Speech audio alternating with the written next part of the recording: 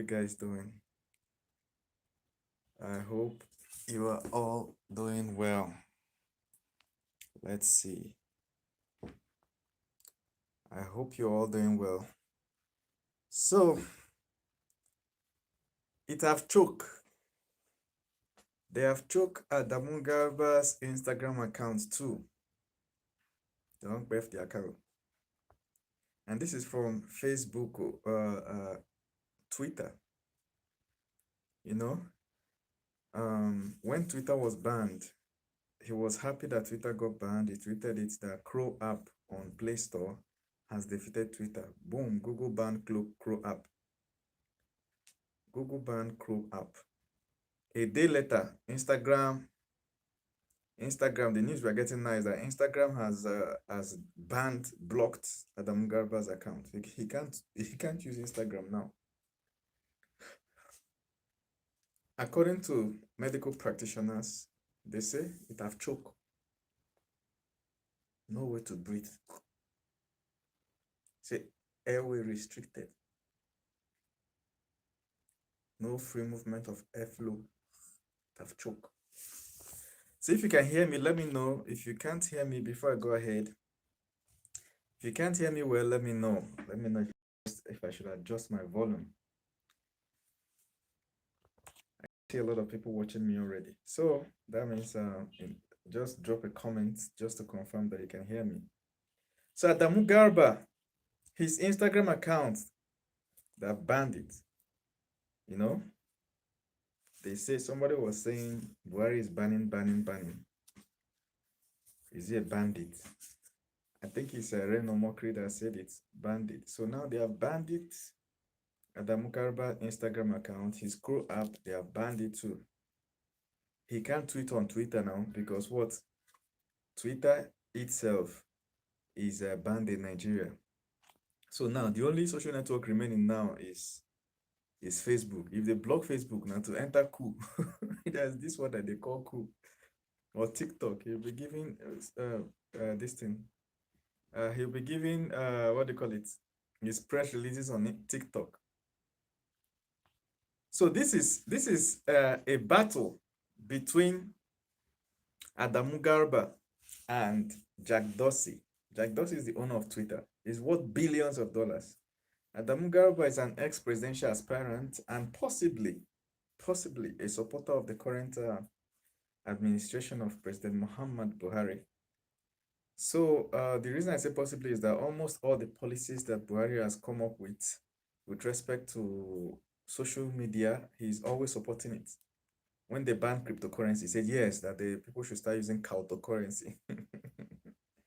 You know, they banned foreign exchange remittance. He said yes, it's good. Now he's the one that sued Twitter. He sued Twitter to court last year during NSAS, saying that Twitter is encouraging violence in Nigeria. He sued Twitter. Now, I don't know how that court case has ended, but the last thing I read about it was that Twitter representative got to the court on the court date and they didn't see Adamu Garba or his representative. That's the last information. I don't know how accurate that is. Can you guys correct me if you know the last information about that that Adamu Garba incident with Twitter? So now, Twitter has been banned in Nigeria. Why was Twitter banned?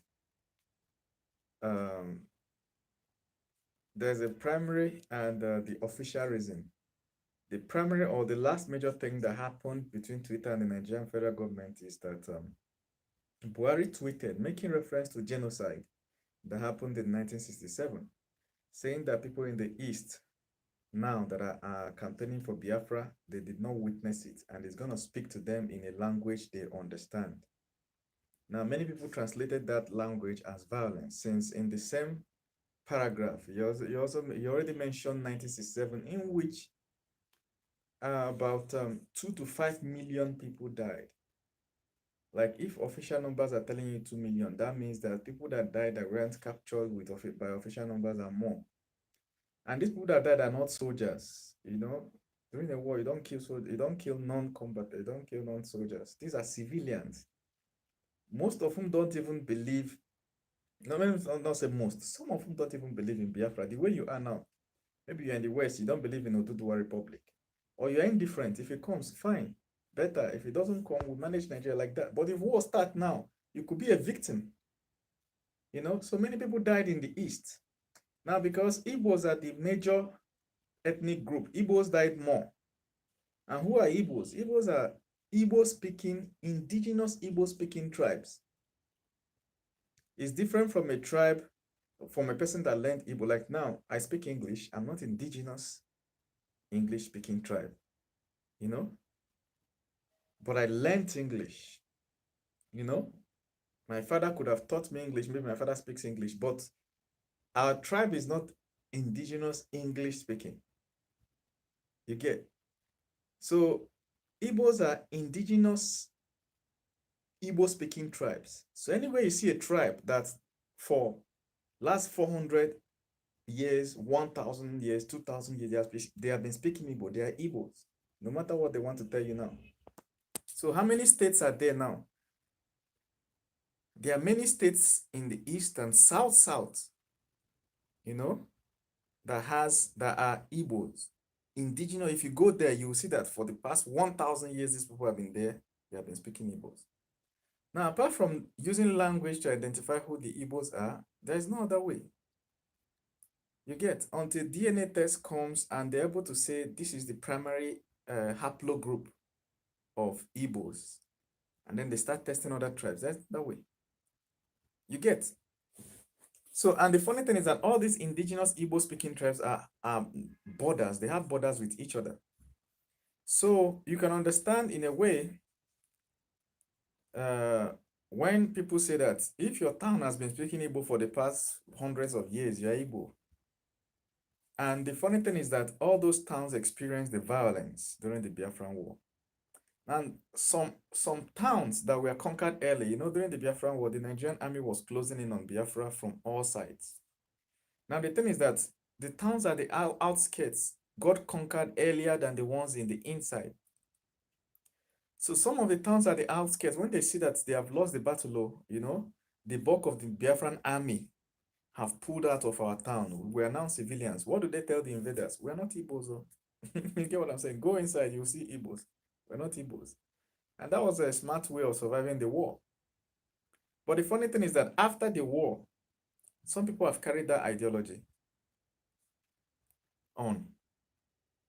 So, but the thing is that all those tribes experienced the war. Let me tell you, that genocide or that killing of 2 million people, it was all the Igbo-speaking tribes, not just Igbo-speaking tribes. Now, there are tribes that experienced it too.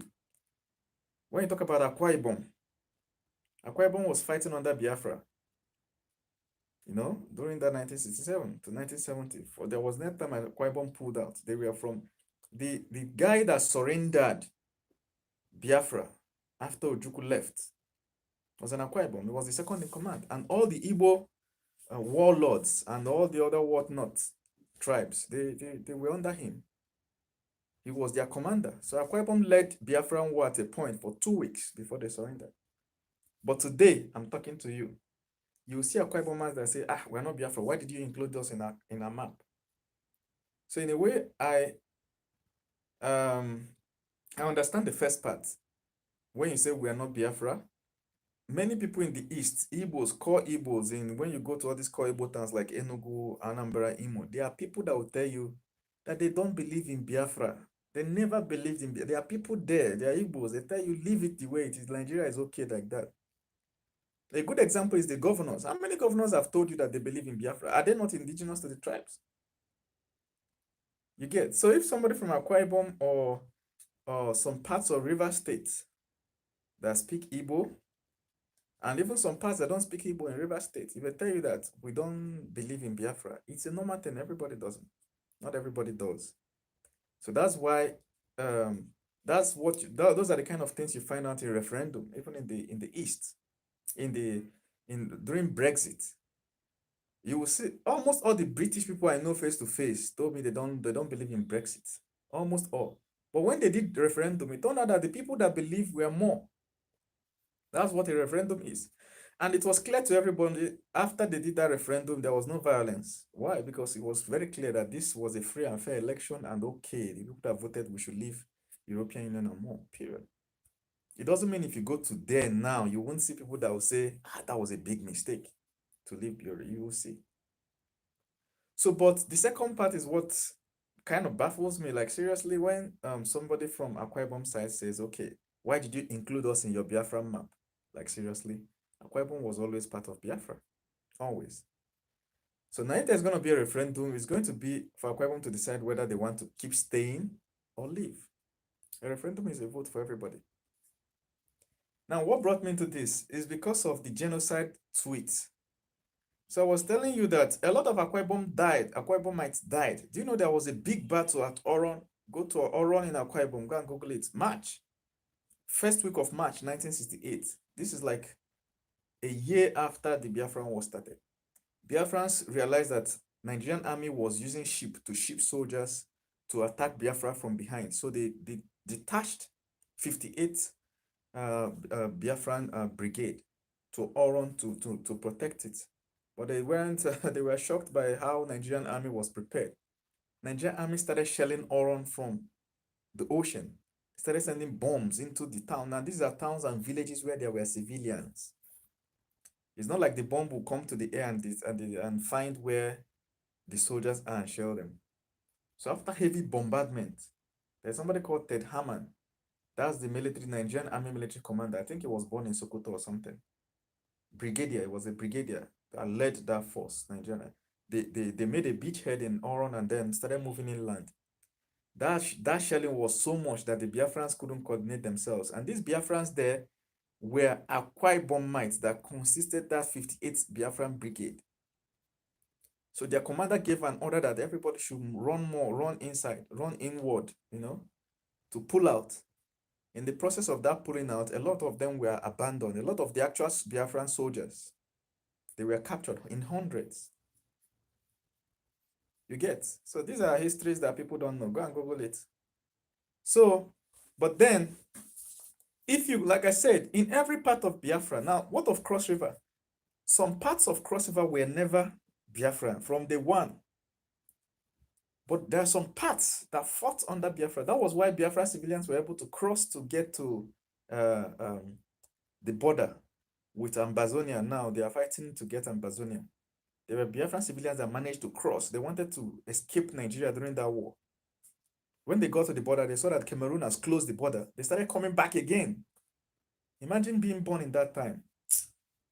You know, you don't have gun. You don't even understand fully what the war is about. You shall know that you have to run, man.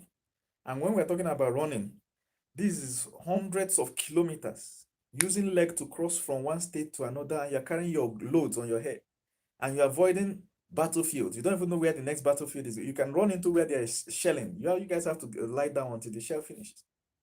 Then hunger, you don't even know. We don't even have money. You don't even know where you're going to buy your next meal. Yet you're a mother with 7 children. Those days they used to born like one woman go born like 900 children at once. Think about it. You use leg to walk all that distance only to get to where you think is, and you now realize that those people have shut the door on you. You can't stay there because the soldiers will know that, oh, there's a crowd of civilians at that area.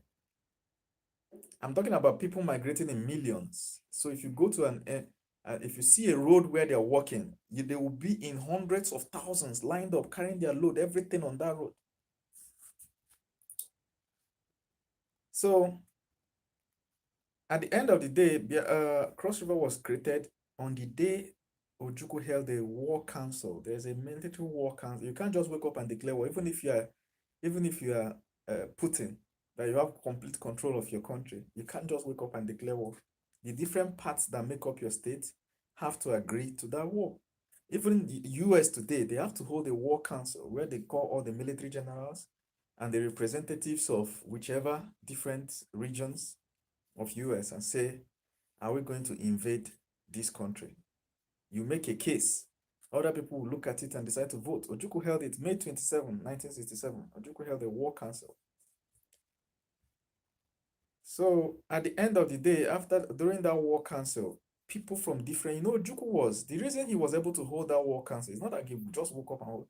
He was the governor of the Eastern region then. Eastern region comprised Akwa Ibom, Cross River, River States. Remember that these states don't exist then. There was no Akwa Ibom, or Cross River, or River State then, Bayelsa, and I think Delta too. That was like Eastern region. So for him to hold the war council, you have to call key representatives from this area and say, this is the issue we are facing. We agree with Gowon that power should be dissolved or whatever restructuring should be done. We believe that he has reversed on it now. You know, we say that we are pulling out of this country. That was it. Now, the biggest problem they faced then was, what is the name? What will be the name of this new nation? If we say we don't want to be part of Nigeria, what are we going to call this new country? That was the biggest problem. It was somebody from Niger Delta. I'm talking somebody from Niger Delta that raised his hands. I think he's the chief of water works or something. He was working in he was the head of military of works, Ministry of Water Works or something. There's one program that they gave him in Nigeria, but when Biafra wanted to pull out, he was one of the key persons called. So people were suggesting different names. There was no name that was, that Eastern region had many tribes. Yes, Igbo is like, let me say, 60% of the tribe, the majority. But then there are several key uh, other tribes. So there was no name that made sense for everybody until that guy raised hand and said, Biafra. This guy was from Niger Delta. He's not an Igbo guy. He said Biafra. So they asked him why. He said, that is the name that Portuguese used to call the Niger Delta region when they used to come and trade. So the whole Niger Delta region, and Igbo is a little inland. So Igbo was not even part of what they used to call Biafra. So Juku was like, okay, this name kind of covers majority of the region. Let us all adopt it. That was how they came up with it. But now, somebody from that region will come and say, why did you put us in your map? Like seriously?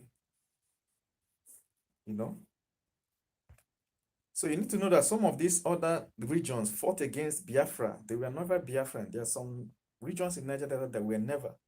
Some regions were Biafran, but they fell. Like when Igbos were being killed at in Niger Delta, they ran away. Many of them ran away because once they identify you as Igbo, they will kill you. They ran away. So, but after the war, when they came back, they realized that their properties have been taken over by other people around, their lands. And these are people that were indigenous. It's just like running from your village, only to come back and see that other people have taken over your properties. It's there. Go and Google it. In fact, for some Igbos to escape, yes, the guy's name is Frank or Pigo, Chief Abo Frank or Pigo. The guy name, the person that suggested the name Biafra, is not an Igbo man, it's Niger Delta. It's not even Igbo Niger. There are Igbo speaking Niger. It's not that. I think he's Urobo man. So a lot of this history has to be told, but I'm just highlighting these things to show you that people really suffered that time. Imagine running from your village, you come back 3 years later, they tell you that your house, your properties, everything, somebody has taken it. You sue to court, government tells you that that's their stance. You don't go. You have to start afresh. In fact, they fired many Igbos from oil companies. Many Igbos were fired. They lost their jobs. It's not just that they lost their land, they lost their jobs. But then look at what happened. While the shell companies, the reason why Igbos are still there at all, those oil companies, they realize that yes, we have cut off these Igbo people and we have employed all these other non-Igbo speaking tribes, but these people don't have the skills to manage this system. We still need the Igbos. So what did they do? They pressured the government then to allow the Igbos to come back. Instead, they built quarters, residential quarters for the Igbos to put them as managers for that area. Go and Google it. If not for that pressure, that area, you will not even know that there were once Igbos there at all.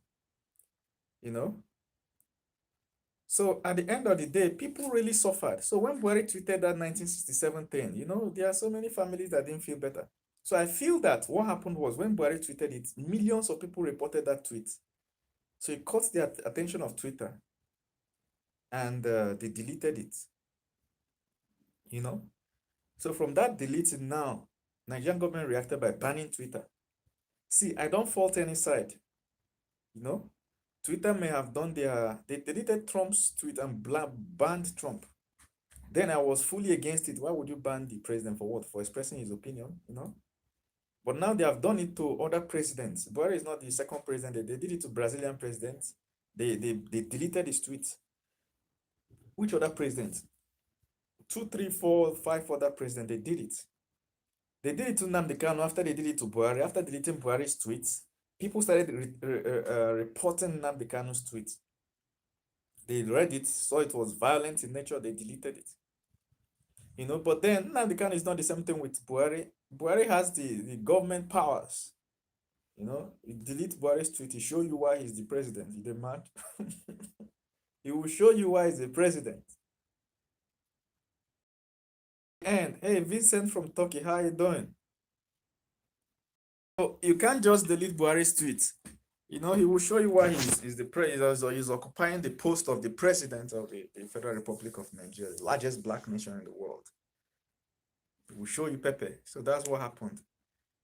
Now, that banning of tweets, there are some calculations online. According to one IMF website, International Monetary Fund website, they're able to estimate what happens when a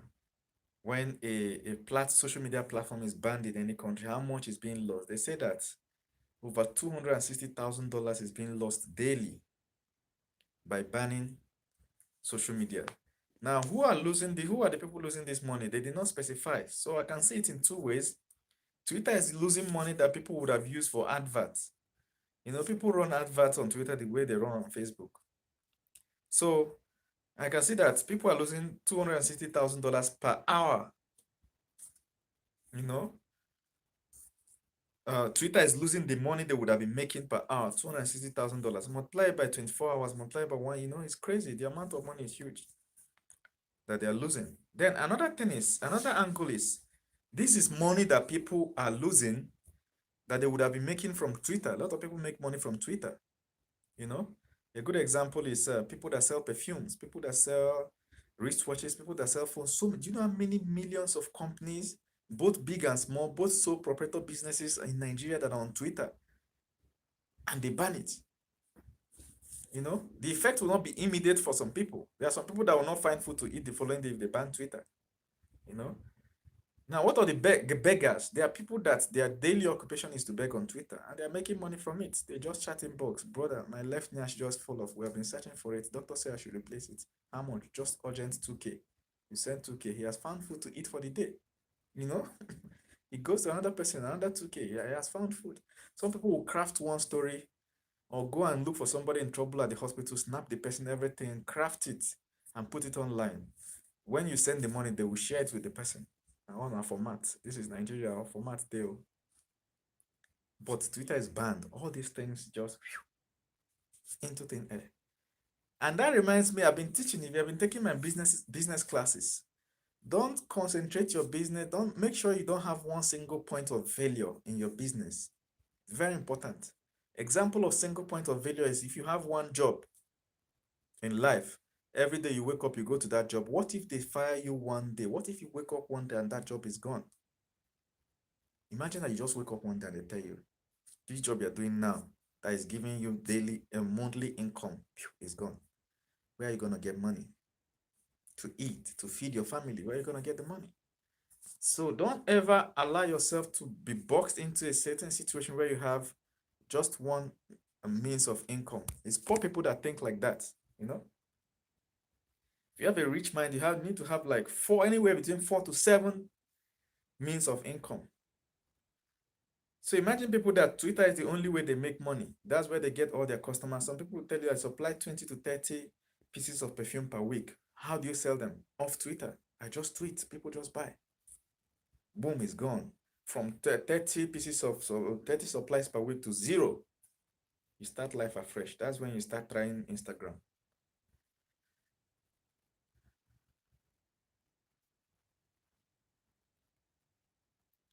So somebody is saying he is from, who is this he you're talking about? John or okay? Who is from Ugeli?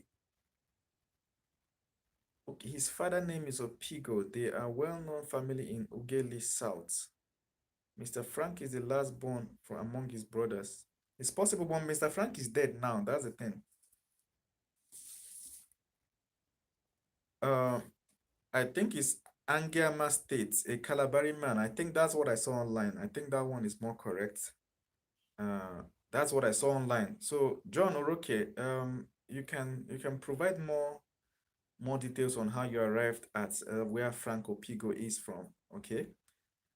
You can provide more details. I would like to learn more. Okay, but he's a South Niger Delta man. Okay, so back to what we're talking about. Don't have a single point of failure in your business, even in your house. Some houses have only one means of escape. What if there's fire in that house? Everybody burns. Imagine that there's fire in the house and there's only one way to get out of that house. Some houses are like that. So what I want you to start planning is now is, what if there is a problem in your household?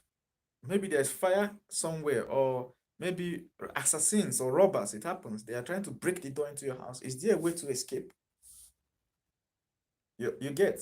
Some rooms need an alternate door. Depending on how your house is and how the security environment is. You may need a second door, but that will be permanently locked in that room. Just in case something happens to one of the other doors, you can escape through the other one. Then some houses need ropes. You just put rope and tie it in knots and just keep in the house. If something happens, you toss down the rope through the window and lower yourself and escape. This is format I'm giving you. It's not the day things will start happening that you will start looking for a way. Get very strong rope, and tie it properly, because if the rope is not tied, you can't hold it if you are trying to go down. Tie it properly. So prepare for such emergencies where one source of income just closes. You get? So have another source of income. Maybe you're the breadwinner of the family.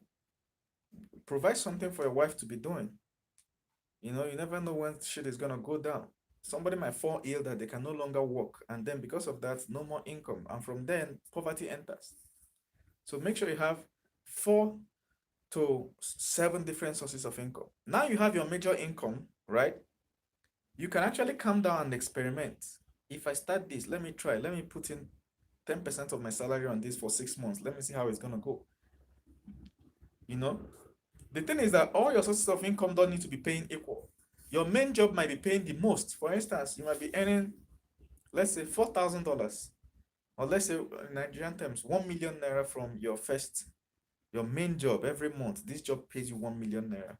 Your second side income might be raising chickens at home, hens, fowl, poultry farm. Poultry farm is giving you a profit of extra 100,000 naira per month. It's a side income. You understand? Don't look down at it as this thing is just paying 100,000. Let me close it. No, it's a side income.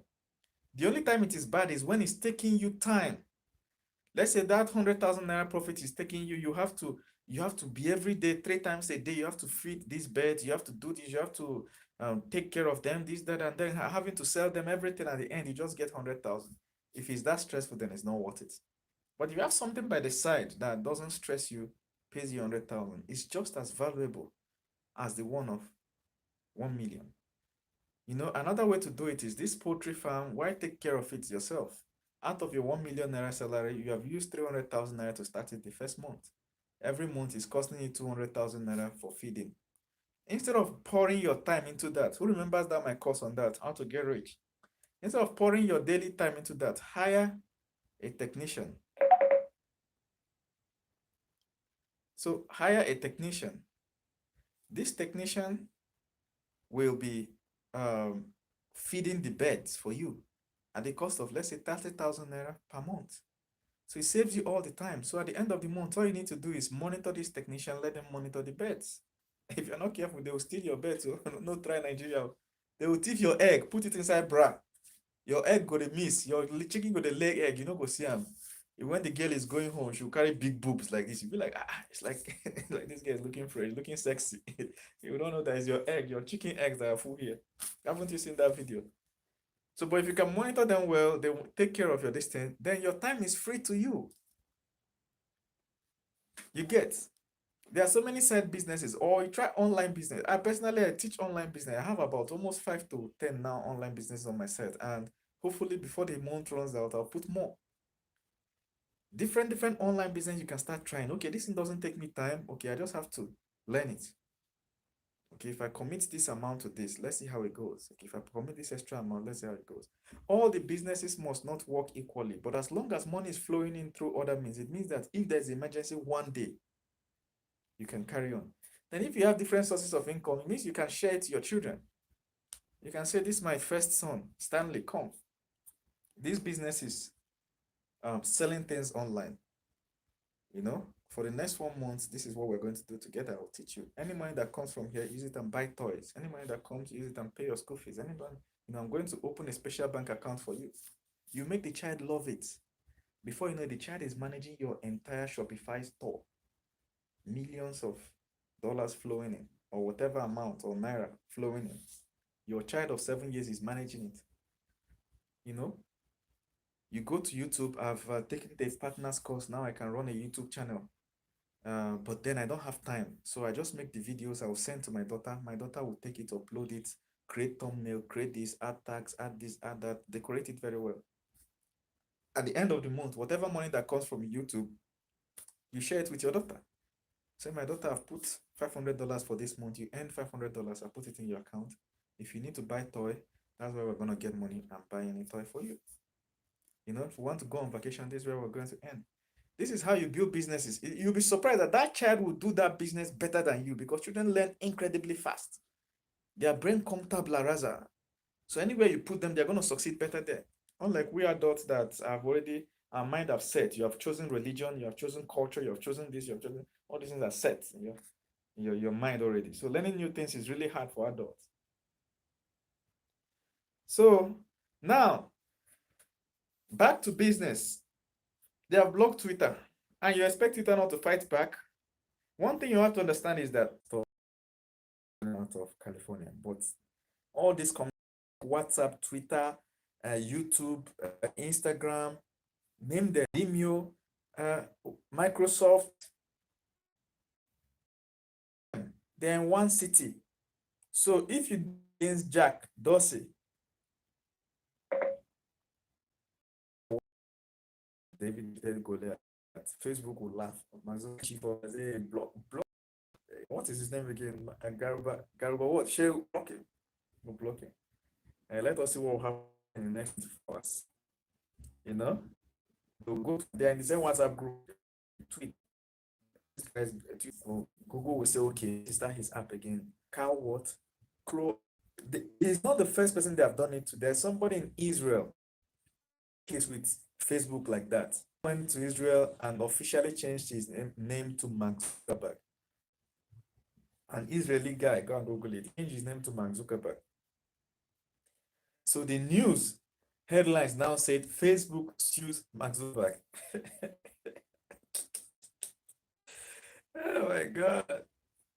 This life, no balance. So there are some big tech has become so powerful. Imagine the whole extent of the US fight them. Trump could not fight them. Number one, Trump could not ban them. Kept complaining, but he could not ban Twitter. No? Immediately he banned him, and he couldn't he's still banned. Facebook now did meeting and said he's going to be banned for another 2 years. Whatever. So they have become too powerful. Now, GARBA is left with Facebook. It's only on Facebook that is stuck now. If they now go and do one thing, block it, go, boy, that's so GARBA will just disappear. If these people mean you. I was telling someone that currently, the reason why Nigerian president is able to ban Twitter is because we're at a stage where tech is dragging power with politicians. You know, the way then you put the army on top, depending. And these armed groups are being sponsored by the state to maintain order and do what the state wants. Okay, if you don't like what this wants, they will use the armed group on you. That's why they're carrying guns. Now, before this, and the head of this armed group used to be the leader of the nation. But then, human beings are taught the process. Somebody that is the head of the armed group should not be the leader of the nation. They now put a politician, a civilian on top. So many countries will now have their armed force under a civilian, but not just a civilian head, because if you just have one civilian head, he will have ultimate authority. So what do? They put a parliament above him or under, depending on the arrangement. So this parliament, house of this, house of that, these are groups of people representing the people, and they suggest, the members, and then the president will approve. A country like Nigeria, no matter if there are 100, the president can veto what they agree. So let's say about 200 people agree. These are people in their communities and constituents. We want the flag to be changed to the red. They vote. Everybody say yeah. People want it. If they submit it, then the president can say no. So one man can veto what 100 people decided. These are the issues. But where you have that system, is there above the president? Yes, in a way, there is the group of, for instance, in Africa, there is a union. African Union is more powerful than any individual president, because if you focus of the president will assemble the armed forces and invade your, so if you do any kind of in your country, the rest can mobilize and attack you and bring down and restore the person you know. So the union of course is more powerful now in US, not US, in the Western world. You have NATO, you have all these other UNO. These are like League of Nations coming together, more powerful. For instance, WHO is more powerful than any health body in any country. So now tech started from somebody's room, 2003, maybe Mark Zuckerberg's room. They have transversed all this line, and they're now dragging power with all these League of Nations. How? Because they are the means this League of Nations communicates. So if tech vex for you, they will block your loss. You will have opinion, but nobody can hear you, because what? They're the one holding the loudspeaker. That's where we are now. So now what presidents do, they will try to ban them. Presidents will try to block them. You get? Because they can still do it now. But imagine in the future. Now, a president of a certain country now in 2021 blocks Twitter. What can Twitter do? There's nothing. They can only find like a GARBA and block back or something. They can't do anything. They can't really do anything. But let's say in 20 to 50 years to come, what can they do? A lot. They can do a whole lot. Here's what I mean. People that will empower in 20 years' time, they have lived their whole lives on social media. The people that empower now, that some of them don't even know how to use any social media app. But in the future, the people that are there, they have lived their whole life. So these social media companies will have your data. If you have ever had issue with anybody, if you have ever exchanged words with anybody, it's there. Even the things you thought you deleted is still there. If you have ever quarreled, if you have enemies, they will know. They know they can see what your enemies are chatting. They can see who can help your enemy. If they want to assassinate you any day, they will just, want to contest for any position they don't like, just leak your information. You just hear this person is actually bigot, he's a suicide terrorist that wants to contest for them. They will leak your chat and all this thing. You will not win. So in future, they will have so much data about everybody that it will be impossible for anybody in power to disobey them. But now they don't have that power. That's where tech is heading to. So you have children, they need to start learning tech and Chinese, take them to where they will learn Mandarin. That one go ching chong. Where I learned Mandarin. That future we are going to be Chinese in nature. So what said is this still skipping voice? Is my voice steady or messed up? Let me know if you can still hear me. clearly? I would like to know, guys. So now Garba Shehu is banned from Instagram. And normally they will give excuse. I think they call it, is it policy violation? Let me look. What did they call it again? Policy violation. Even the one on his app, they said it's policy violation. Oh, really? Okay, let me see what I can do. How do I think it's a network issue. So is it steady or not? For you guys, drop a comment. Is my voice steady? King Evans said, "President, we don't die since." Do you know that a large section of Nigerian public believe that Buhari is dead? Imagine what the legacy of Buhari will be when he has 2 dates of deaths. So yes, but job informant said Church Abasago. Can you tell me? I'm listening. I want to know whether my voice is steady now. Is my voice steady now? Yes, Harvey Williams said, you guys will be stupid to allow the West to silence your government officials." Now, the thing is, you have the right to delete, you don't have the right to delete our tweet.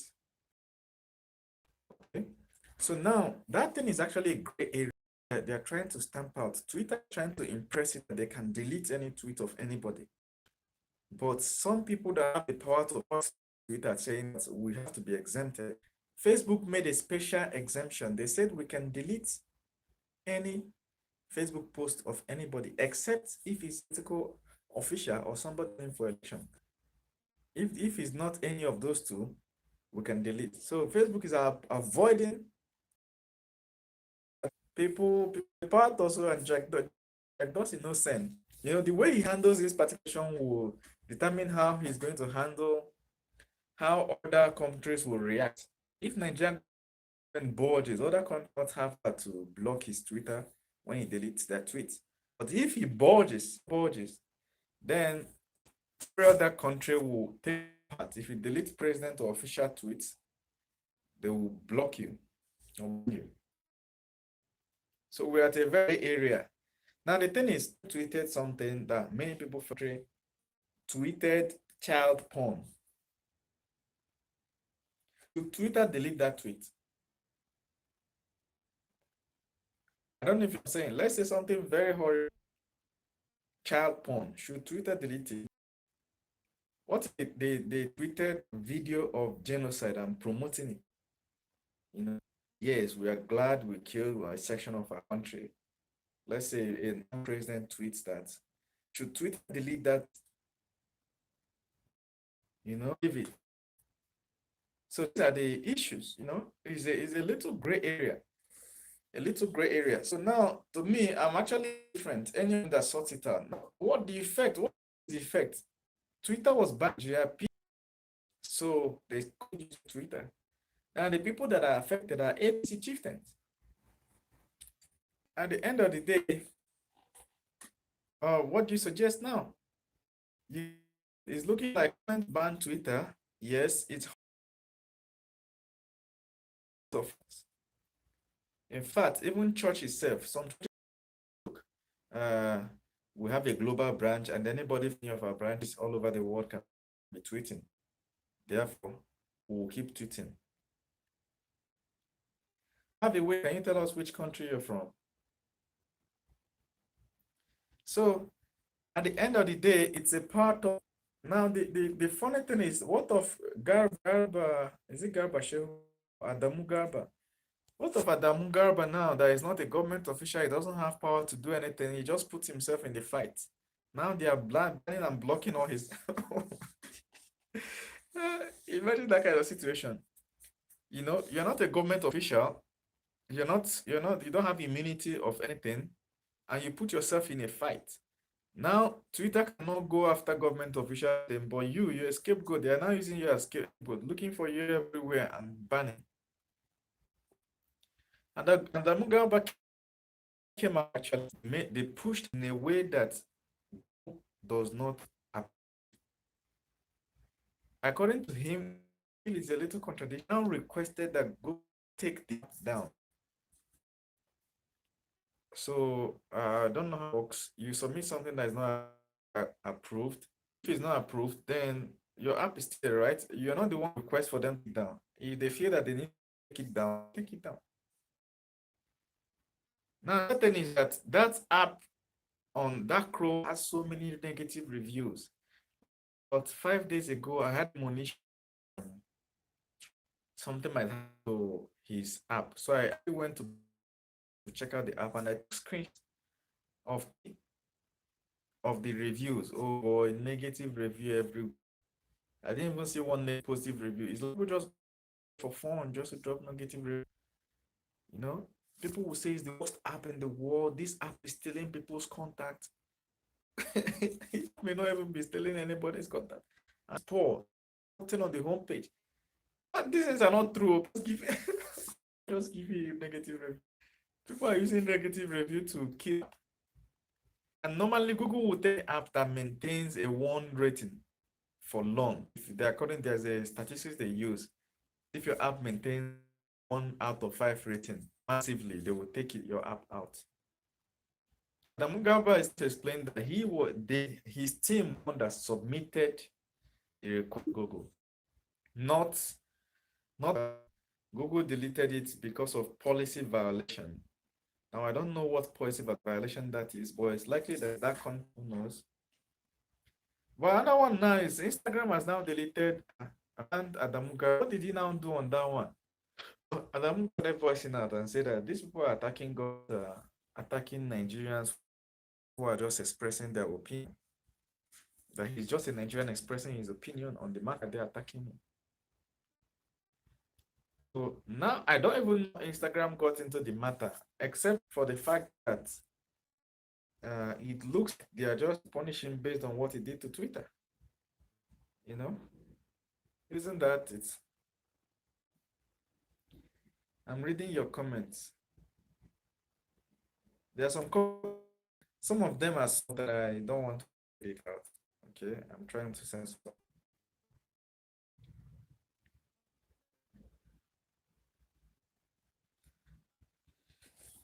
Yeah, guys. So it's like some people want me to talk on that multiple streams of income. So get multiple streams of income. What you're doing now in total deal.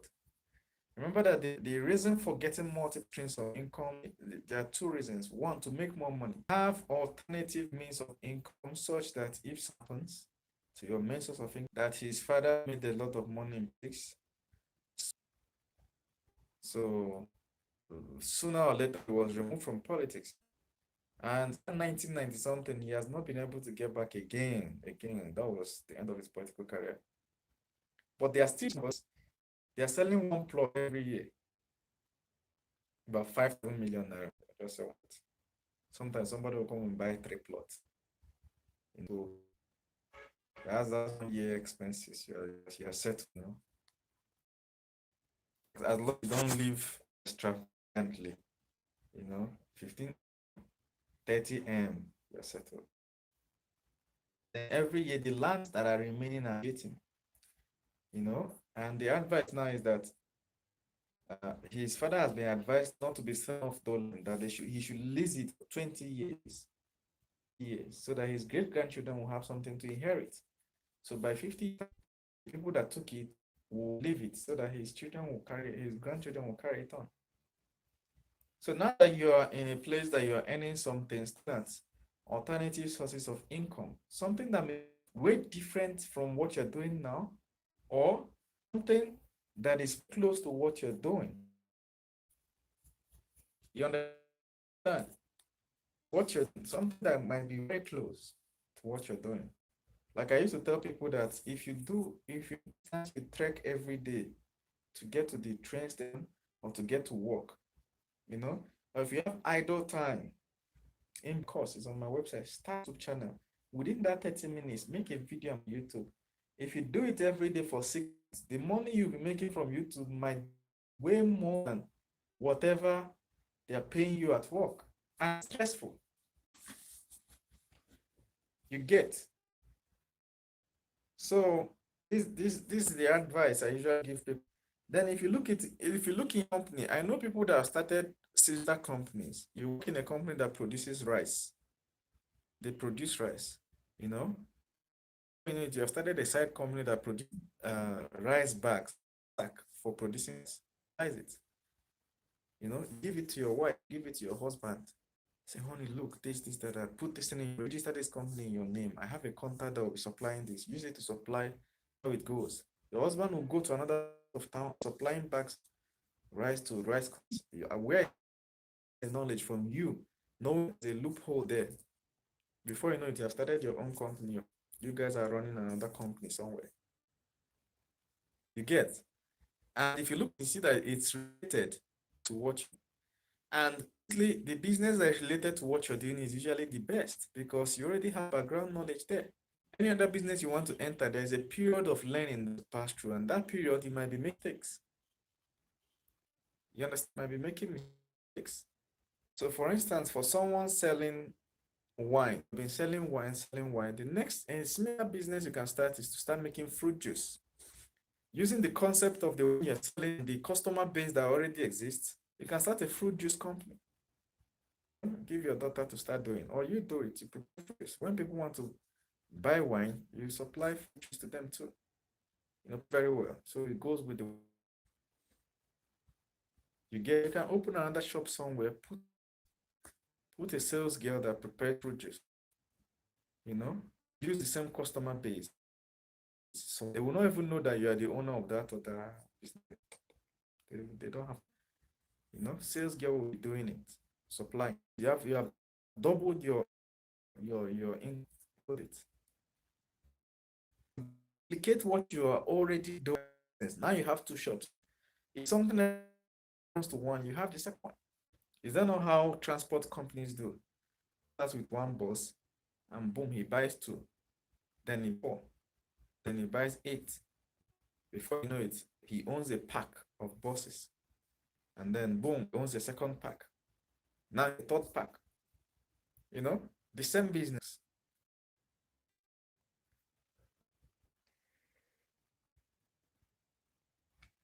So most streams of income, multiple is very, very important. One day you wake up and hear that cryptocurrency has been banned, your entire business is gone. Well, there are so many crypto businesses that died on the day they banned that crypto. What was the pointer to the fact that Friday there was that Twitter ban? Which day was it announced? Is it not Friday? Cryptocurrency ban. Which day of the week was it announced? Is it not Friday? Arrow will shock you. On Friday like this, people will carry their mind hand for chest. That VAT is Friday. You can wake up one Friday, government has changed a certain policy. Boom, business is gone. Now, that policy fits some other businesses, but the one that you are in, gone. So don't allow yourself to get that situation. Try and have 4 to 7. You understand? In fact, you don't have to create another means of income. You don't have to. You get maybe during the learning process where you have to put hours into learning it. Or maybe first raising the poultry farm, you want to understand how it works and you make mistakes. In poultry farm, if you fall you, your birds can die one. They will just get what's that disease they used to call it? Get all this disease and their own because forgot vaccination at week 2. Shock you now.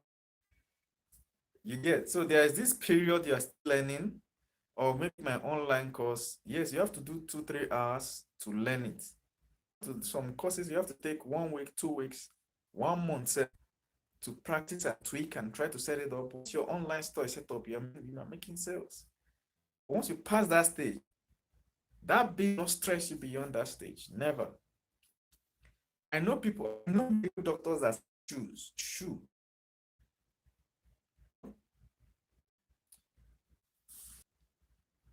She already has a flourishing Instagram account. She don't really, yeah, you thought this concept of inside, but from my own perspective, what I'm doing, I don't really need a website, but the info was her take. So what does it do? She buys expensive shoes. These are big expensive shoes that will sell for normally, let's say, in Nigeria, 5K, 50 shoes, 80K shoes. You're seeing shoes that will sell 30K, 20K. She will buy it online for around 8,000 naira, 1,000 naira. They will ship it to Nigeria. She doesn't buy much, 5, 10 pieces. Put it on her Instagram, boom, it is sold out. She orders another one. And the thing is increasing. The picture she showed me her shoe rack now, it doesn't. She will still be at hospital, do her medical work and everything. In the evening, by the time she comes back, she checks orders. She calls the delivery guy. The delivery guy will come and pick it up in the morning, the evening, and go. And then that's it. For each shoe sale, she's making 5,000, 10. It sounds small, but when you multiply it by 10, 10,000, 10 shoes day for the week, that's 100K. Which stress is that? No stress. Now, she's not the only thing. She's able to sell shoes, and I didn't even run shoes as one of the products. I was mentioning wristwatch and all. She was able to sell shoes because she tried a number of things that her audience will more likely buy shoes than any other thing. So these are tweaks that you do, small tweaks. Then you find once you get to that stage where you found out what works, your second means of income should not stress you, period. This life no day two. If you overstress yourself, if you overstress yourself, your immunity fall. Once immunity fall ill. From falling ill, other things might come in. Village people, you don't enter the kingdom come. So in your life, stress is not good. It's only when you're poor that you start learning about. They teach you that if you the hard work translates to stress work. No, it doesn't. That you're working hard doesn't mean you're stressing hard. No. Anything that's stressing you is not good for you. This is not good. Some people can stress you by nagging. Every day they're complaining of the same thing. Every day, every day, every day. At some point, you just go crazy. One day you snap. Anything that's in life, just cut it off. You don't need stress. I wonder how Adamu Garba. I hope he's able to get back online and get back his accounts that were blocked and resolve the issue. But at the same time, after Twitter and Nigerian government, the other day was that Nigerian government got a message from Twitter requesting to get into talks. They want to talk. So hope they'll be able to resolve that. All business and government officials get back to Twitter. Let's go there and start a dragging. Well, I'm missing Twitter, I swear to God. Maybe when I get we can start getting back to the Twitter. All right, guys, thank you very much. I hope you enjoyed it. We'll put a link to my course. Let me know in the comments if you have any other question. I'll answer it now or after video.